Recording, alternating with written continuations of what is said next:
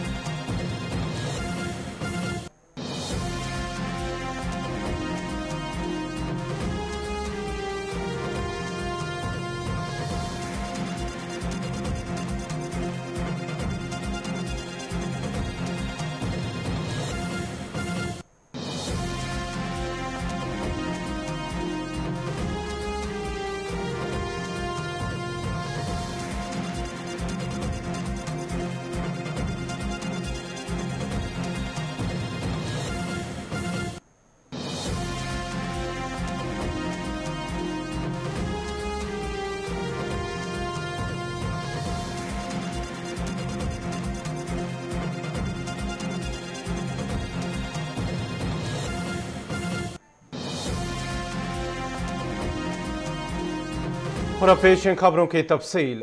हिंदुस्तान आइंदा माह अफगानिस्तान के हालात पर एक मीटिंग का इनेकाद करने वाला है, जिसमें पाकिस्तान को भी मुद्दू किया जा रहा है। रूस और चीन जैसे ममालिक को भी दावतनामा भेजा गया है। जराये का कहना है कि यह मीटिंग 10 और 11 नवंबर को होगी।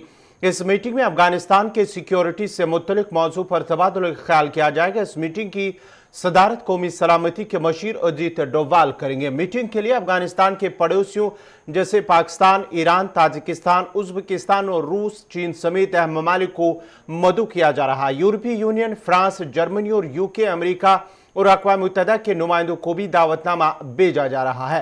हालांकि अभी तक वाज़ेह नहीं है कि तालिबान के नुमाइंदे नई दिल्ली में मुनक़दा इजलास का हिस्सा होंगे या नहीं। पाकिस्तान के NSA मईद यूसुफ को भी इजलास के लिए मदऊ किया गया है। अगर वो मीटिंग में आते हैं तो साल 2016 के बाद से किसी पाकिस्तानी ऑफिसर का हिंदुस्तान का पहला आला सतही सफर होगा। इससे कबल अजीत डोभाल जून में ताजिकिस्तान की राजधानी दोशंबे में शंघाई ताउन तंजीम के रुकन ममालिक के आला सिक्योरिटी अफसरान की मीटिंग में शामिल हुए थे। इस दौरान पाकिस्तान NSA भी मौजूद थे। हालांकि इस दौरान दोनों ममालिक के अफसरान के दरमियान कोई बातचीत नहीं हुई है। वाज़ेह रहे कि ऐसी ही एक मीटिंग 20 अक्टूबर को रूस में भी मुनक्कद हो रही है। हालांकि इसमें तालिबान और हिंदुस्तान दोनों को मदऊ किया गया है। हिंदुस्तान ने इस साल मई में भी ऐसी एक मीटिंग की तजवीज़ रखी थी, लेकिन कोरोना वबा की दूसरी लहर के सबब मीटिंग नहीं हो पाई थी।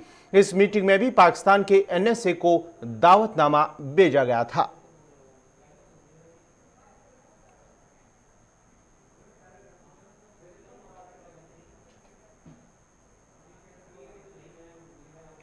भारत के वज़ीर ख़ारिजा जयशंकर आज से 3 रोज़ा दौरे पर इजराइल जा रहे हैं। इजराइल में नई हुकूमत के क़याम के बाद हिंदुस्तान और इजराइल के दरमियान ये पहला आला सतही राबिता होगा। दौरे के दौरान वज़ीर ख़ारिजा जयशंकर इजराइल के वज़ीर आज़म नफ्ताली बेनेट और वज़ीर ख़ारिजा से पहली मरतबा मुलाकात करेंगे। इजराइल में नई हुकूमत के क़याम के बाद हिंदुस्तान और इजराइल के दरमियान ये पहला आला सतही राबिता होगा। डॉक्टर जयशंकर इजराइल के वज़ीर आज़म और वज़ीर ख़ारिजा की दावत पर तशरीफ़ ला रहे हैं और तल अवीव में उनके साथ 2 तरफ़ा मुलाकात भी करेंगे। वज़ीर ख़ारिजा जयशंकर इजराइल के सदर, इजरायली पार्लियामेंट के स्पीकर और मुल्क के कौमी सलामती के मशीर अयाल खोलाता से भी मुलाकात करेंगे। इसके अलावा वज़ीर ख़ारिजा इजराइल में रहने वाली हिंदुस्तानी नज़ाद यहूदी बरादरी के लोगों, हिंदुस्तानी अलूम का मुताला करने वाले माहिरीन, इजरायली यूनिवर्सिटी में तालीम हासिल करने वाले हिंदुस्तानी तलबा और हिंदुस्तान से कारोबार करने वाले ताजरों से भी मुलाकात करेंगे। साथ में वो हिंदुस्तानी फौजियों को खराज अकीदत पेश करेंगे जिन्होंने पहली जंग अजीम में कुर्बानियां दी थी।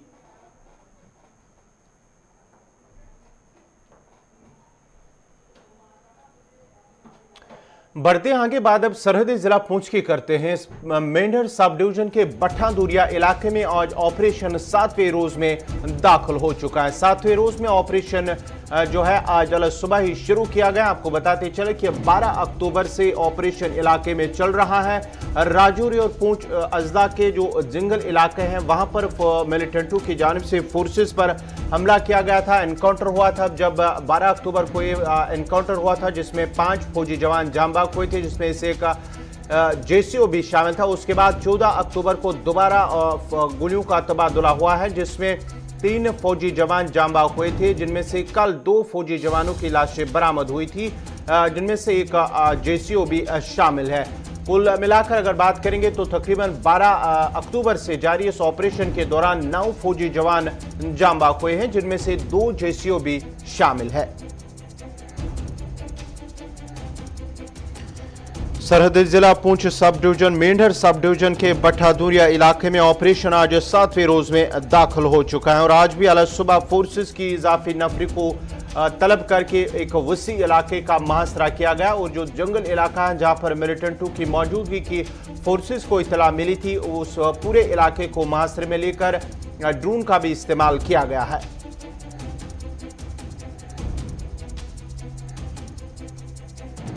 मजीद तफसीलात के लिए सीधा चलते अपने नुमाइंदे जमशीद मलिक के पास। जमशीद, क्या कुछ तफसीलात हैं? आज 7वां रोज है और माना जाता है कि आज 7वें रोज में दाखिल हो चुका है सर्च ऑपरेशन पूरे इलाके का। गौर, बिल्कुल जिस तरह आप देख रहे हैं कि पिछले कुछ दिनों से लगातार इन इलाकों में फायरिंग की आवाजें सुनाई दे रही थी। कल पूरा दिन जब हम यहाँ इलाके में बैठे थे फायरिंग की आवाज नहीं सुनाई दी, मगर कल देर रात को 2 जवानों की लाशें और बरामद होने के बाद देर रात को फायरिंग का सिलसिला काफी देर तक जारी रहा। उसके बाद इस वक्त हम जम्मू पुंछ हाईवे पर खड़े हैं। आप हमारे पीछे का ये मंजर भी देख सकते होंगे, क्योंकि इस तरह का मंजर तकरीबन 10 साल के बाद राजौरी में देखने को मिला, जहां आने जाने वाली गाड़ियों की अब चेकिंग भी की जा रही है। जम्मू कश्मीर पुलिस का स्पेशल ग्रुप जो है उसकी तरफ से आने जाने वाली गाड़ियों की चेकिंग भी की जा रही है। लोगों के शनाख्ती कार्ड भी देखे जा रहे हैं, क्योंकि लगातार हालात कशीदा होते जा रहे हैं इन इलाकों में। पिछले कुछ दिनों से जिस तरह इन इलाकों में फायरिंग के लगातार वाकयात सामने आए हैं, क्योंकि देर रात को जो मिसिंग जो 2 जवान थे उनकी डेड बॉडीज जब रिकवर हुई, उसके बाद देर रात को काफी देर तक रोशनी रोज चढ़ाते रहे। उसके बाद काफी फायरिंग का तबादला भी हुआ और रात को ये माना जा रहा था कि जो फायरिंग हुई है उसमें मिलिटेंटों की तरफ से भी जवाब दिया गया। मगर जिस तरह ये मंजर हम आपको ये वाला दिखा रहे हैं, क्लोज करके हम आपको दिखाते हैं, ये मंजर, ऐसा मंजर राजौरी में तकरीबन 10 साल के बाद देखने को मिला कि आने जाने वाली गाड़ियों की चेकिंग की जा रही है, उनके शनाख्ती कार्ड चेक किए जा रहे हैं। इस तरह के मंजर 10 साल के बाद दोबारा देखने को मिले। हालांकि 10 साल पहले इस तरह के मंजर आए दिनों देखने को मिलते थे, मगर हालात बेहतर होने के साथ इस तरह के मंजर दोबारा नजर नहीं आए। मगर जिस तरह पिछले कुछ दिनों से लगातार राजौरी के अंदर अगर कहें पिछले 2.5 महीने से 5 इनकाउंटर बढ़े हुए हैं, उसके बाद इस तरह के हालात दोबारा देखने को मिल रहे हैं कि जो भी कई गाड़ियां आ रही हैं जा रही हैं, इनकी तलाशी ली जा रही है और शनाख्ती कार्ड भी लोगों के चेक किए जा रहे हैं। क्योंकि आज सुबह से इस वक्त तक अभी तक फायरिंग का तबादले की गोली की आवाज नहीं सुनाई दी, मगर रात भर काफी देर तक आवाजें सुनाई देने लगी थी। जी जमशीद, अगर हम बात करेंगे जहां पर ये इलाका है जहां पर मिलिटेंटों की मौजूदगी है, क्या वहां पर कोई हाइड आउट है जहां पर ये मौजूद मिलिटेंट है फोर्सेस का? इस हवाले से क्या कुछ कहना है क्या? और दूसरी बात है, क्या उन्हें लोकल सपोर्ट है जिसकी वजह से वो अभी तक ट्रेस नहीं हो पा रहे, क्योंकि आज 7वां रोज है? और लोकल सपोर्ट की जहां तक बात करें तो पूरा जंगल का इलाका और उस जंगल के अंदर घर कोई भी नहीं है, क्योंकि बहुत ज्यादा घना जंगल है। हालांकि कल हमने डीआईजी राजौरी पुंछ रेंज से ये बात की थी कि क्या इनको कोई लोकल सपोर्ट है, तो उनकी तरफ से कहा था कि यहाँ के लोगों की तरफ से लोकल सपोर्ट नहीं मिलती, मगर ये भी साथ कहा था कि इससे इनकार भी नहीं किया जा सकता है, क्योंकि जिस तरह का जंगल है ये बहुत ज्यादा घना जंगल है। इसके अंदर घर तो नहीं नजर आते, मगर इसके गिरदो नवा में जरूर रिहायशी आबादी को काफी ज्यादा देखने को मिल रही है। काफी देर के बाद ये एक बहुत बड़ा और पहला मौका ऐसा होगा जहां सेना को इतना नुकसान हुआ और अभी तक मिलिटेंटों का कोई आता पता नहीं है। जिस तरह दूसरा मैं बता रहा हूँ कि ये वाले मंजर खास करके राजौरी वाले इस तरह के मंजर दोबारा यहाँ नहीं देखते थे, और अब ये मंजर आपको दोबारा यहाँ दिखाई देंगे कि आने जाने वाली गाड़ियों की जैसे एक गाड़ी आई है, एक मुसाफिर बरदार गाड़ी, से जितने भी लोग इनको नीचे उतारा गया और इनके अब शनाख्ती कार्ड यहाँ चेक किए जाएंगे। लगातार यहाँ शनाख्ती कार्ड चेक करने के बाद इनको आगे जाने की इजाजत दी जाती है, क्योंकि जिस तरह के हालात बने हुए हैं राजौरी में, दोबारा बता रहा हूँ कि 10 साल के बाद इस तरह का मंजर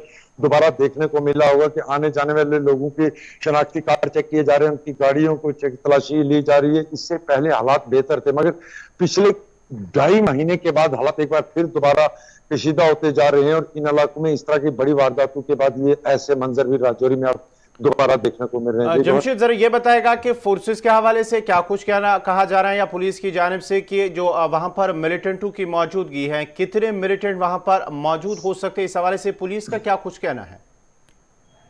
और इस हवाले से अभी तक कोई बयान सामने नहीं आया कि कितनी तादाद में मिलिटेंट उसके अंदर हैं, मगर ये बात जरूर कही गई है देर रात को, मगर ऑफिशियल तौर पर इसकी भी कंफर्मेशन नहीं हुई कि देर रात को ड्रोन जो इस्तेमाल किए गए उनको भी निशाना बनाने की कोशिश की गई है, मगर इसकी भी इंफॉर्मेशन अभी तक या इसकी भी तस्दीक किसी तरफ से नहीं की गई है। हालांकि जिस तरह मैं बता रहा हूं कि पहला मौका ऐसा होगा जहां सेना को इतना नुकसान उठाना पड़ा और उसके बावजूद भी आज तक मिलिटेंटों का कोई अता पता नहीं है।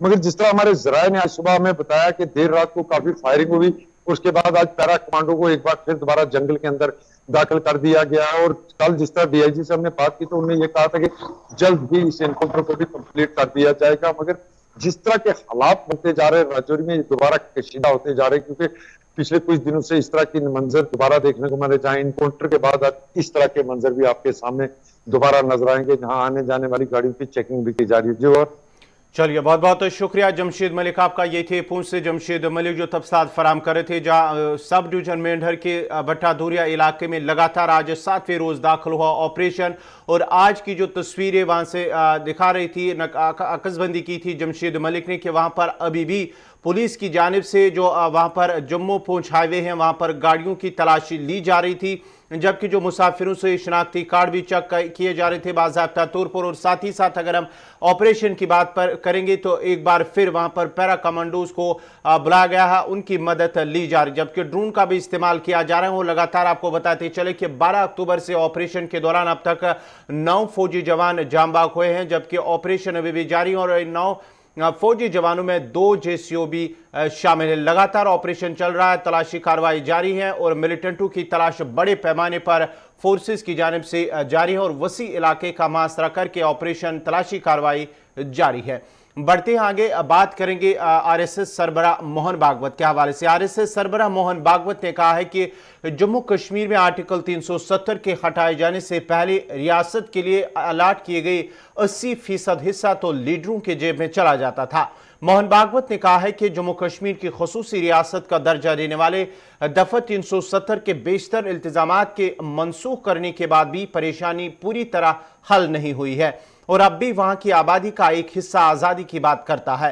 आरएसएस सरबराह ने कहा है कि उन्होंने हाल ही में जम्मू कश्मीर का दौरा किया था और पाया कि आर्टिकल 370 के इल्तिजामात को मनसूख किए जाने से तरक्की का रास्ता साफ हुआ है। उन्होंने इल्जाम लगाया कि माजी में जम्मू और लद्दाख को भेदभाव का सामना करना पड़ता था और कश्मीर वादी में खर्च होने वाले वसाइल का 80% हिस्सा मकामी लीडरों की जेब में चला जाता था और लोगों को कोई फायदा नहीं मिलता था। मोहन भागवत ने दावा किया है कि अब इसमें तब्दीली आई है और वहां लोगों की जिंदगी में खुशहाली आई है। उन्होंने कहा कि अब वहां खुला माहौल है, आने वाले कल में वहां इंतखाबात होंगे और नई हुकूमत की तश्कील होगी।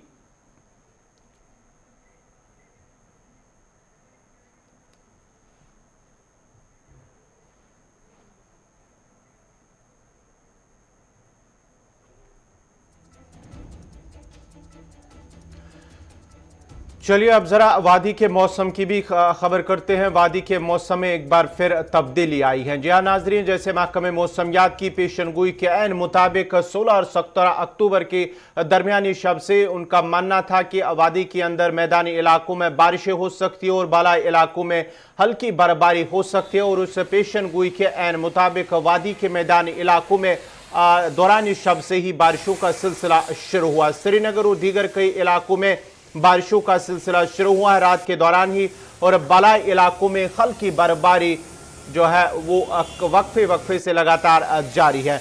वादी में किस तरह का मौसम है, इस मजीद तफसीलात के लिए हम अपने सीधे नुमाइंदे अपने जो इरफान फाजिल उनके पास चलते हैं। इरफान, क्या कुछ तफसीलात है? अगर हम मौसम की बात करेंगे, पहले ही महकमे मौसमियात ने एक पेशनगोई की थी कि 16 और 17 अक्टूबर को वादी के मैदानी इलाकों में बारिशें और पहाड़ी इलाकों में हल्की बर्फबारी हो सकती है, तो किस तरह का मौसम है? क्योंकि ठंड में ये खबर भी आ रही है कि सर्दी में कहीं ना कहीं इजाफा हुआ है। बहुत बहुत शुक्रिया गवर। अगर मैं बात करूं मौसम को लेकर तो पहले से ही प्रिडिक्शंस थी और प्रिडिक्शंस को लेकर देखा जाए तो इसका खासा असर जो है जम्मू कश्मीर के खास तौर पर इस वक्त मैक्सिमम मेजर बेल्ट पर दिखाई दे रहा है, क्योंकि कल रात से ही तेज हवाओं के साथ साथ थंडर स्टॉर्म और जी हाँ लाइटनिंग हुई और उसके बाद जो है रात भर जबरदस्त तेज बारिशों के साथ साथ वो बारिशें अभी भी कंटिन्यू हो रही है। मैदानी इलाकों में अच्छी खासी बारिशें हुई और अभी अभी मेरी बात जो है मेट्रोलॉजिकल डिपार्टमेंट की जो डायरेक्टर है सोनम लोटस, जी। उनसे हुई है और उनसे हमने पूछा कि क्या रहेगा मौसम का हाल, और उन्होंने कहा कि मैदानी इलाकों को लेकर मैक्सिमम जितने भी कश्मीर में प्लेन्स है वहां पर यह सिलसिला बारिशों का कल तक लगातार जारी रहेगा, जबकि अपर रीचेस पर बर्फबारी भी हो रही है और 19 तारीख से लेकर 21 तारीख तक जो है मौसम फिर से साजगार होगा। मगर भी है जिस तरीके से हमने देखा कि काफी ज्यादा पहले गर्मी हो रही थी और गर्मी के मारे लोग काफी ज्यादा परेशान थे, मगर लगातार अब हम देख रहे हैं कि मौसम में तब्दीली और मौसम में गिरावट हो रही है और जिसकी वजह से बारिशों ने काफी ज्यादा जी हाँ कह सकते हैं कि खलल भी डाल दिए, क्योंकि एक साइड से अगर देखेंगे तो मैदानी इलाकों में बारिशों के साथ साथ नदी नालों में पानी भी थोड़ा बहुत जमा हो चुका है, सड़कें भी ज़ेरियाब हो गई है। अगर ड्रेनेज को लेकर मैं बात करूं तो कई इलाकों से ये भी खबर आ रही है कि ड्रेनेज फेलियर की वजह से, जबकि बारिशें जो हो रही है जिसकी वजह से लोगों को चलने फिरने में काफी ज्यादा दुश्वारियों का सामना करना पड़ता है। फिलहाल नेशनल हाईवे से लेकर सिटी तक अगर मैं बात करूं लगातार बारिशों का सिलसिला जारी है। इरफान जरा ये बताएगा कि ये जो पूरी वैली में क्या इस वक्त जो है बारिशों का सिलसिला जारी है, क्योंकि नॉर्थ और साउथ कश्मीर से भी आपसे तफसीलात जानने की कोशिश करेंगे, नॉर्थ और साउथ में भी क्या बारिशें हो रही है, और साथ ही साथ अगर बर्फबारी की बात करेंगे तो क्या पहाड़ी इलाकों में भी बर्फबारी की खबरें मौसूल हो रही है? जी बिल्कुल बिल्कुल, मैं बात करूं तो पूरे वैली में इस वक्त बारिश का सिलसिला जो है कल रात से ही जारी है और बारिश ने काफी ज्यादा रफ्तार तेज पकड़ी है। इस बीच अगर बालाई इलाकों को लेकर मैं बात करूं या जोजिला टॉप, सिंधन टॉप या इसके साथ साथ राजदान टॉप या अफरवट हिल्स, वहां से भी जी हाँ खबर यही आ रही है कि हल्की हल्की बर्फ वहां पर हो रही है, क्योंकि पेशन गोई पहले से ही थी कि बालाई इलाकों में बर्फबारी हो सकती है, मगर ज्यादा नहीं होगी, हल्की हल्की बर्फबारी हो रही है जिसका हम अंदाजा लगा सकते हैं। और कल दोपहर तक जो है डॉक्टर सोनम लोटस ने बताया कि मौसम जो है थोड़ा सा करवट लेगा और उसके बाद साजगार हो सकता है और 19 से लेकर 21 तारीख तक जो है मौसम फिर ठीक रहेगा।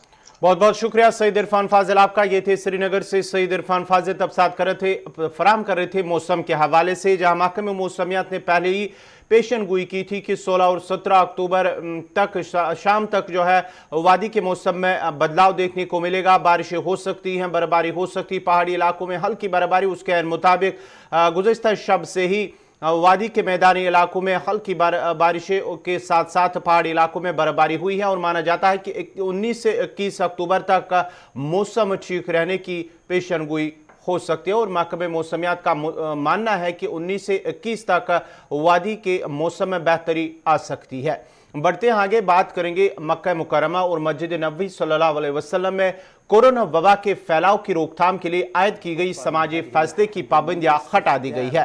हरमैन शरीफेन इंतजामिया ने समाजी फैसले के लिए लगाई गई अलामतें हटा दी है, जिसके बाद मस्जिदुल हराम और मस्जिद नबवी सल्लल्लाहु अलैहि वसल्लम में आज से समाजी फैसले के बगैर नमाजें अदा की जाएंगी। हरमैन शरीफेन इंतजामिया की जानिब से जारी अलामे के मुताबिक कोरोना वबा से कबल की सफ़ों की असल हालत को बहाल किया जा रहा है, जिसके बाद अब मुकम्मल अफरादी गुंजाइश के साथ नमाजें अदा की जा सकेगी। इंतजामिया के मुताबिक मस्जिदुल हराम के सहन मताफ में भी समाजी फैसले के लिए लगाई गई अलामतें हटा दी गई है। तवाफ या सही करने वालों के लिए समाजी फैसले का उसूल खत्म कर दिया गया है, ताहम मास्क की पाबंदियां बरकरार है। इंतजामिया का कहना है कि खाने काबा और मकाम इब्राहिम अलैहिस्सलाम के गिर्द लगाए गए बैरियर भी हटा दिए गए हैं।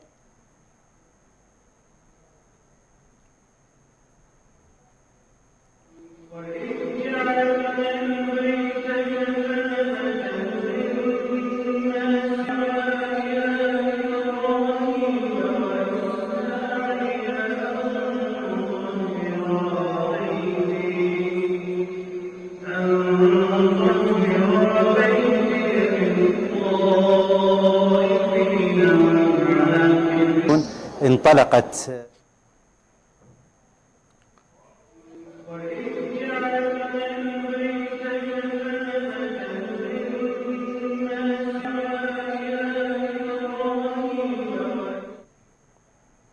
मरकजी और यूटी इंतजामिया जम्मू कश्मीर में भले ही तामीर और तरक्की के बड़े दावे करती हो, लेकिन हकीकत यह है कि आजकल भी इलाके ऐसे हैं जहां पर बुनियादी सहूलियात का फुकदान है। शुमाली कश्मीर के सोपोर के महाराजपुरा और दीगर मुल्हिका इलाकों के लोगों ने शिकायत की है कि बरसों पहले इलाके में एक पुल पर काम शुरू किया गया, ताहम अभी तक इसे मुकम्मल नहीं किया गया। मकामी लोगों का कहना है कि 10 साल कबल पुल पर काम शुरू किया गया, मगर बदकिस्मती से आज तक पुल तशने तकमील है और पुल न होने की वजह से कई इलाकों का राबता मुनक़ता है, जिसकी वजह से एक कसीर आबादी को मुश्किलात का सामना करना पड़ता है, जबकि किश्ती से आर पार होने में जान का खतरा लाक रहता है। उन्होंने अब जम्मू कश्मीर इंतजामिया से अपील की है कि पुल को पाई तकमील तक पहुंचाया जाए ताकि अवाम के मसाइल हल हो सके।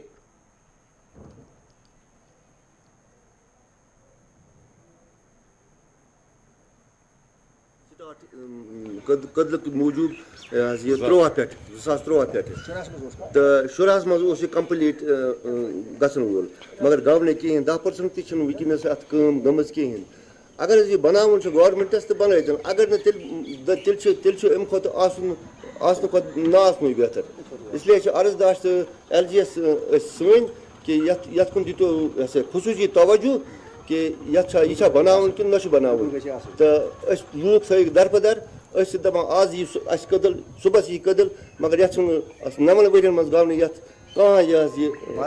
कह बारामूला मज कदल कदल ये गव जान आव योगन यह गवर्नमेंट की तरफ तवज्जो दिन अगर यह कदल बने अम सह फर्क क्या बांडीपोरा प्रेशर गस यप गाड़न सह गे कम यपर गे बड़ बेहतरीन बेस नूर गा यपर ईदगाह तो अत नमाज तक पान आसाइश या बच्चे ये पान या बच्चे और ग गिंद खतर तुम गे आसाइश तो मसल ब्या चीज कि मतलब ये 10% तम जम सत यह कदल अगर यह बने रोजे बड़ बेहतरीन रोजे यपर मटीरियल विटीरियल तरह फिक्र सह कम न्यू ये गो मटीरियल हकीकत बिल्कुल इंतजाम अपील करान तुंद वसा सत कि ये नीव कह इनिशिएटिव युथ यह कदल बन तो शुमाली कश्मीर के पट्टन में गवर्नमेंट पब्लिक लाइब्रेरी गुज़श्ता 3 माह से अब बंद पड़ी है, जिसकी वजह से मकामी तालिब इल्म नौजवानों ने नाराजगी का इजहार करते हुए कहा कि बदकिस्मती से इलाके में कायम लाइब्रेरी 3 माह से अब बंद है और अगरचे इस सिलसिले में हुकाम को आगाह भी किया गया, ताम कहा जा रहा है कि अमले की अदम दस्तियाबी की वजह से लाइब्रेरी पिछले 3 माह से बंद है। उधर principal government higher secondary school Pattan, जो कि इस कमेटी के मेंबर भी हैं, ने कहा कि इंतहाई बदकिस्मती है कि 2 माह कबल जब उन्होंने लाइब्रेरी का दौरा किया तो लाइब्रेरी बंद थी और मुलाजमीन की यकीन दहानी के बाद आज तक इसे नहीं खोला गया है। जो आप अपने आंखों से ये मंजर देख रहे हैं, ये लाइब्रेरी पिछले 3 महीनों से बंद पड़ी है। बंद क्यों पड़ी है वो इसका डिपार्टमेंट जानता होगा, लेकिन यहाँ पे जो क्या फ़ायदा हमें, क्या बेनिफिट हमें मिलता था, यहाँ पे जो भी गरीब बच्चे थे वो बुक्स जो बाज़ार से मार्केट से अफोर्ड नहीं कर पाते तो वो यहाँ पे इजीली आते थे और बुक्स पढ़ते थे। यहाँ पे जो भी कुछ न्यूज़ जो भी कुछ कॉस्टली बुक्स है और बहुत ही इंपॉर्टेंट बुक्स है वो यहाँ पे पढ़ते थे, आराम से ईजिली आते थे तो पढ़ते थे। 2 दिन के लिए 5 दिन के लिए लेते थे, घर में आराम से सेल्फ स्टडी करते थे, क्योंकि उनके पास उतना एक्सपेंडिचर नहीं होता था, उनकी इकोनॉमिक हालत वैसी नहीं होती थी कि वो बाजार से इनको परचेज कर सके। लेकिन वो यहाँ पे आते थे, फिर इनको मतलब पढ़ते थे अच्छे से। लेकिन पिछले ये बहुत अनफॉर्चुनेट है हमारे, अनफॉर्चुनेट फॉर एवरीवन अमंग अस कि यहाँ ये लाइब्रेरी पिछले 3 महीनों से बंद पड़ी है। तो हमने बहुत सारे रिपीटेड रिमाइंडर इससे पहले भी किए थे, लेकिन गवर्नमेंट अभी तक इसके रिलेटेड कोई भी एक्शन नहीं ले रहा है। अब यहाँ पे बुक्स देख रहे हैं, ये अभी सड़ रहे हैं अंदर, चूहे खाएंगे अब इनको। तो फिर ये जो डिपार्टमेंट इसका महकमा जो वो दिखाएगा कि ये अब खराब हो चुकी है। अब किसी का मतलब फ़ायदा ही नहीं पूछता है किसी गरीब बच्चे को, मतलब फिर किस काम के लिए बुक्स यहाँ पे रखी है इन्होंने। अगर इन्होंने लाइब्रेरी यहाँ पे बनाई है, इन्होंने यहाँ पे बुक्स बनाई है, लेकिन किसी काम के नहीं, दे आर यूजलेस। तो अब हम इसका महकमा जो है, इसका डिपार्टमेंट जो, उसे गुजारिश करते हैं कि ये ओपन की जाए और गरीब बच्चों को मतलब वो बुक्स यहाँ पे पढ़ सके, वो भी इस मोमेंट। चलिए, शुपियन से इस वक्त खबर आ रही है कि शुपियन इलाके में एक सड़क का एक हादसा पेश आया है, जिसके नतीजे में 3 अफराद जख्मी हो गए हैं। जी हाँ नाजरीन, शुपियन इलाके में एक ट्रक, तेज रफ्तार ट्रक ड्राइवर के काबू से बाहर होकर सड़क से लुढ़क कर एक नाले में जा गिरी, जिसके नतीजे में ट्रक में सवार 3 अफराद जख्मी हो। और बताया जाता है कि तीनों अफराद का ताल्लुक जो है वो हरियाणा से है। हीरपुरा से शुपियन की तरफ ये ट्रक जा रही थी, नाले में जा गिरी पड़पावन इलाके के करीब, जिसके नतीजे में ट्रक में सवार 3 अफराद जख्मी हुए, जिनमें से दविंदर सिंह जो ड्राइवर हैं उसका वो जख्मी हुआ है। धर्मवीर सिंह और संदीप सिंह ये तीनों जख्मी होने नज़दीकी हेल्थ सेंटर लिया गया था। वहाँ पर इब्तिदाई इलाज मुआलजे के बाद शदीद तौर 2 जख्मियों को सिकिम सौरा मुंतकिल किया गया है। इसी के साथ ही अभी तक का उर्दू खबरनामा इख्ताम पज़ीर हुआ। चाहता है अपने मेज़बान गौहर कुछे को इजाज़त दीजिए। अल्लाह हाफ़िज़।